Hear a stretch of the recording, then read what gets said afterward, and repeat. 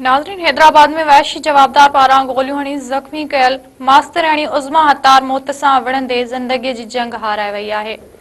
इन हवाले सां असां टेलीफोन लाइन ते मौजूद आहिनि सलीम मल्हा। जी सलीम, कहिड़ा तफ़सील आहिनि? जी बिल्कुल, नसीमनगर थाने जे हद में स्कूल टीचर ते थियल फायरिंग वारो जेको मामलो आहे न, फायरिंग जे वाक़े में ज़ख़्मी थियल जेका टीचर आहे उज़मा, उहा ज़ख़्मनि जा सूर न सहंदे फौत थी वई आहे। 3 अक्टूबर ते प्रेम ओज नाले जेको नौजवान आहे, निजी स्कूल जी जेका टीचर आहे उज़मा, हुन ते फायरिंग कई हुई। फायरिंग जे नतीजे में उज़मा शदीद ज़ख़्मी थी हुई। हिन जो सिविल अस्पताल हैदराबाद में इलाज हलंदड़ हुयो।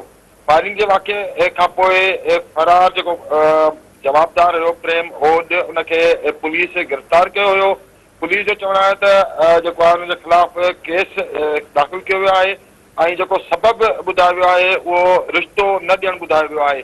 ही जेका नारी जेका टीचर आहे फौत थी वई आहे, न सबबु जेका इन जे स्कूल जा जेके ॿार टीचर्स थोरे जेके इलाइक़े वासी आहिनि उहे ग़म में वरितल आहिनि।